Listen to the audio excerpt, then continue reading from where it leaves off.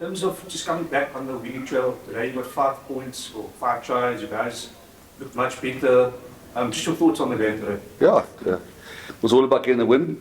Yeah, losing change rooms in a row is tough. You start to have doubts and self-doubt and lots of inputs and that sort of stuff. So the most important thing was the W.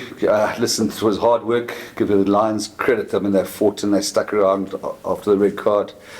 Deon probably won't agree with me. I think the games that we've lost in the last couple of weeks, that we probably played a bit better. And I thought our discipline put us under pressure a little bit in the second half there. But it was, as you say, Mabine, all about the win. Take some of the noise, and was very important. And they're a tenacious side. I think before today they were 5th or 6th on the log, so important for us. Yeah, just for you, couple of turnovers there. It's good to be back. Just so your journey has been long.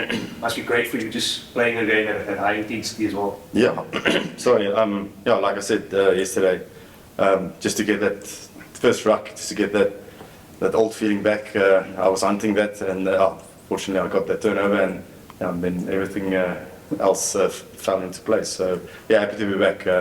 Glad everything held up and all the nerves went out of the window in the first minute. Yeah. Mark, I just wanted to ask about Sasha. Obviously, there was a disruption and everything. Massive disruption, yeah. So, what is the extent of? He's got a hip pointer. I don't know where that is or what it is, but it's funny. The old days, lummies and now hematomas, knocks, contusions, ankle sprains, syndesmosis. He's now got a hip pointer. No, I don't know. I said to him, it'd be nice for him to get to half time. For some stage, but I apparently don't know with the pointers for a while. Yeah, it could be 2 days, could be a couple of weeks. But it was I thought he was going. Wide was so poor because he was looking so good, wasn't he? He was looking amazing. I think if he'd stayed on the field, and then JL comes on and does, credit to him, he gets a proper. He actually got 2 contusions. He should have come off in minute 3, but there was nothing left. So I give him again. So we were under pressure. We were under pressure then for a while. Ended up with Paul Levette on the wing and. Okay. Dobby, you spoke about the tenacity of the Lions, and it must have been pleasing for you to see at the late stage of the game, I think 74, 75 minutes, just to keep him out and he dug deep. And I think it speaks well of the team after having lost a couple and just to pull this one over the line. Yeah, that was the game. We sort of knew in the coach's box this was it, because we'd given away I think 6 5-meter lineouts through poor discipline, what I felt. And then, that's it. And the referee gave us a warning. So either we're going to give away a penalty and a card, or they're going to score, and it's going to be 22-17. And to me, that last little bit felt like the old Stormers, that the tenacious defence effort, was really. And then we finished with a bit of flair and pomp, not pronounce it properly. That was important. So but it was that's it. I don't give Lions credit. 14 men, they were knocking down the door. So I think you spot on, Marco. Lita. Although, do you feel you guys should have 49th minute, we're down to 13, you should have buried the game?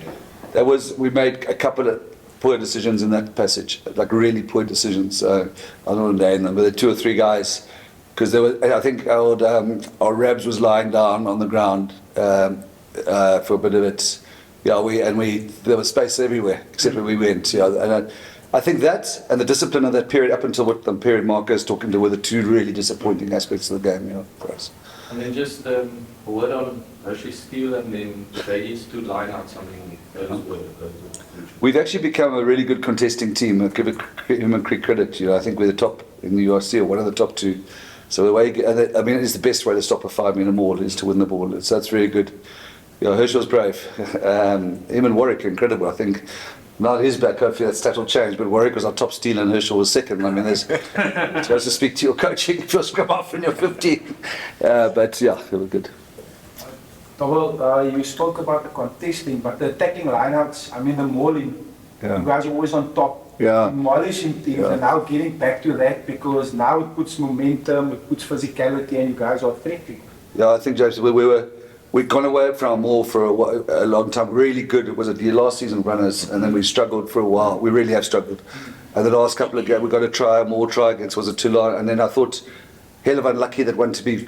I don't know what happened. I don't know how the law works because he's ripped and the hook is behind, and it's the same two who go through. Yeah. So I don't know where do you know what I mean? So there was no disengagement. Yeah, I don't I must look at that properly, but to get 2 more tries, it's an important part of our culture. So there's really Because that brings the fear back into the opposition. Yes, exactly. Physicality. Exactly. And then we need to stop on Warwick around time on the ball, space. I mean, it looks like the guys are in grade 7 that he's playing against, because he's chilling on the field, he's making good decisions.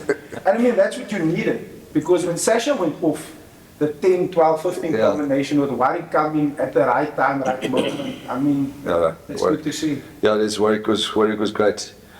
Yeah, no, I agree. Him and Mani, we need an X factor, those two. I just think if Sasha had stayed on that game, could have looked even more different. But Warwick, people don't credit his off the ball work enough, and he gets himself in the right positions, doesn't he? As you say, tries at things.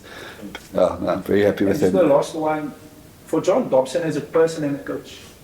Going through this period, a lot of things you mentioned being said and done.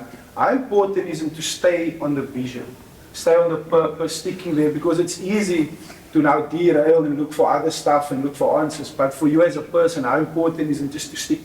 No, look, I mean, our mission is to make Cape Town smile. To come in front of, I don't know what the final number was today, Mike. 22K. How much? 2. Yeah, that's what the count said, yeah. No, it's just to make Cape Town smile.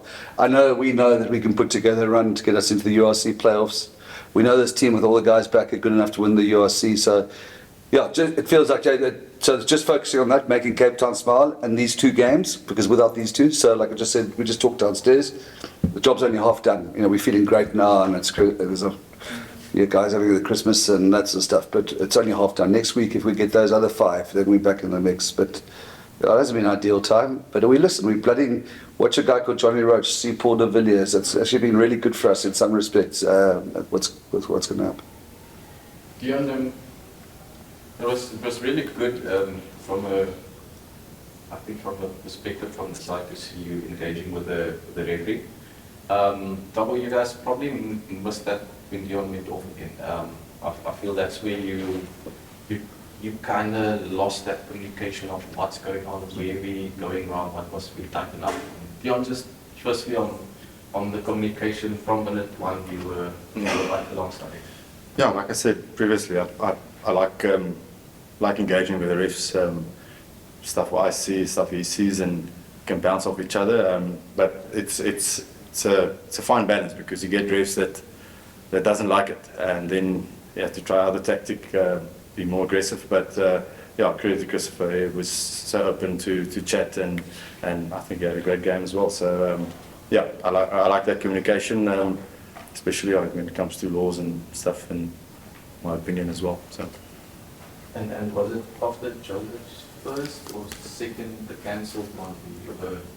I think in puffing a bit. When did that start setting in? Was that the 3rd minute you're talking about?